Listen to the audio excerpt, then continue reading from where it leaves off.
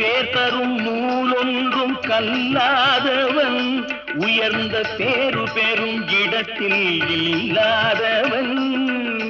சேரும் சபையறிந்து செல்லாதவன் சேரும் சபையறிந்து செல்லாதவன் அங்கு தேர்ந்த பொருள் எடுத்து சொல்லாதவன்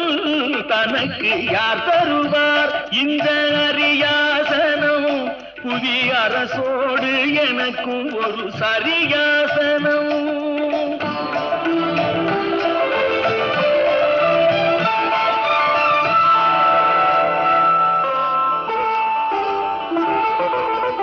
கருத்தனின் கூந்தலுக்கு கவி வேண்டுமா